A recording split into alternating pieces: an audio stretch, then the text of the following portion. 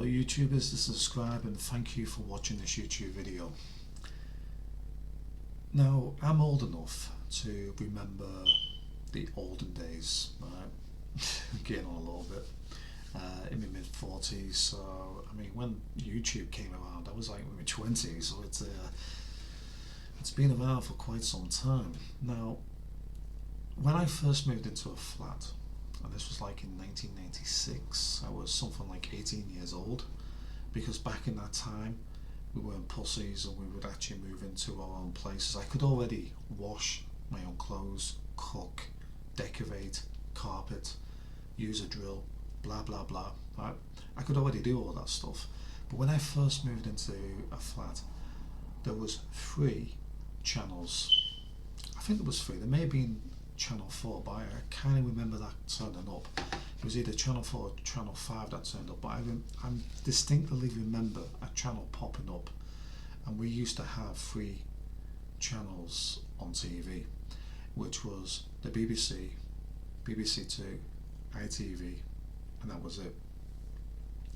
And then during that time, at 12 o'clock, the channels would all shut down, and you would be left with something called, I think it was Ceefax.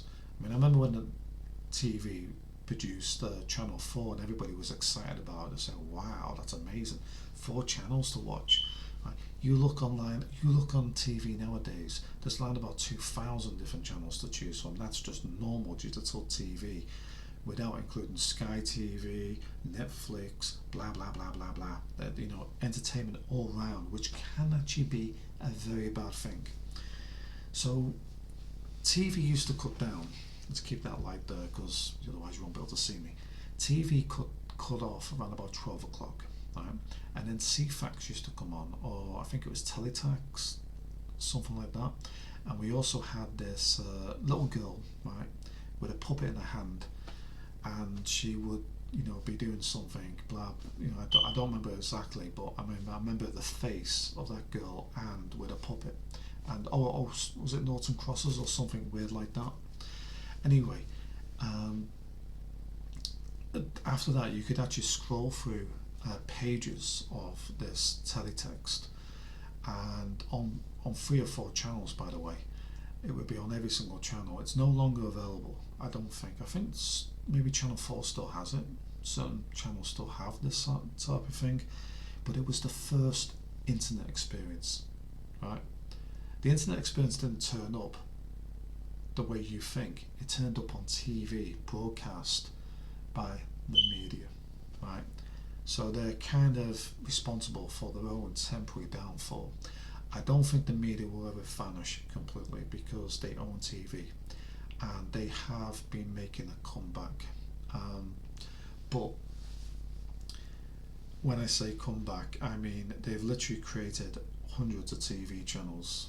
In the UK, I'm not sure what it's like in your country, but I know there's a lot of media entertainment out there. They're not making as quality content as they used to back then. But yeah, in my time, when we used to turn on TV and it was getting later on, like there used to be a movie on every night, and then this teletext came on, you have games on it, you had Hangman, you could win prizes on some of them after a time, and you know, there's hundreds of pages you could actually scroll through on that teletext, and it was even in some ways interactive. It was the first interactive broadcasting by I mean, we use digital nowadays, but it wasn't digital back then, it was analog, right? So it's actually broadcast by an analog signal, and it could actually communicate your answers or your wish to win this prize or whatever via analog to the broadcasting companies. So, you know, they had a bit of technology back there, more than you might expect. It was a time when it was simpler back then, but I'm not saying it's better. That's wrong. I mean, people say, you know, my time was a better time. It's not better. It was just different. Too much entertainment can be a bad thing, but back then these 3 or 4 channels ruled the roost, and and they did turn off at night. So people would just go to Blockbuster or something and hire out like 30 videos, and then get what happened if you actually didn't return the Blockbuster videos. You get charged like £2 or £3 a day, and then I had a time when I didn't return it for about 4 weeks. Already owed like several £100, so I just posted it for a letterbox and ignored them.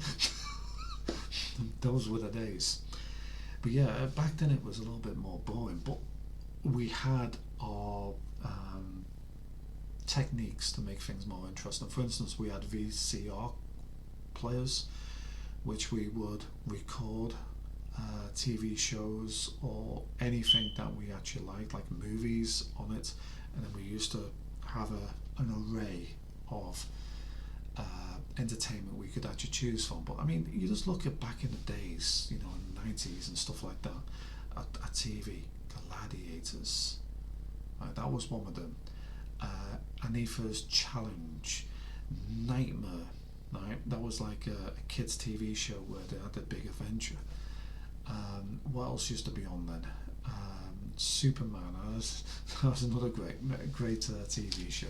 They had such an array of things on for such few channels. Nowadays it's just fucking nonsense, and it's all propaganda driven. So yeah, I mean, do you remember that? Do you remember all those like Teletext and Ceefax and things like that? I mean, what do you think of them? Was it like the best times ever, or do you prefer internet the way it is today? I actually say the internet today is even better. Right? There's no doubt about that. The internet today, technical wise, with the opportunities you have, it's better today than it was then.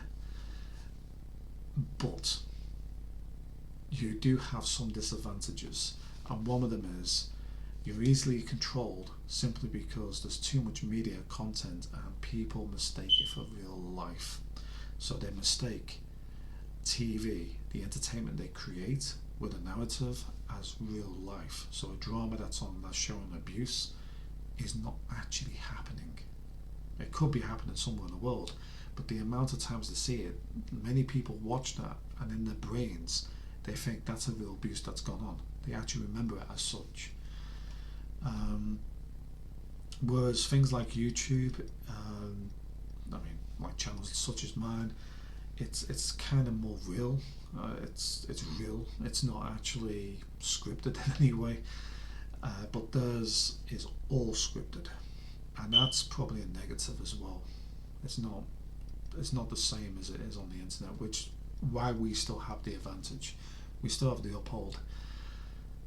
But back then, I mean, I remember like midnight turning up and being in my own flat and being bored, having a few friends, but it's 12 o'clock and you want to be up.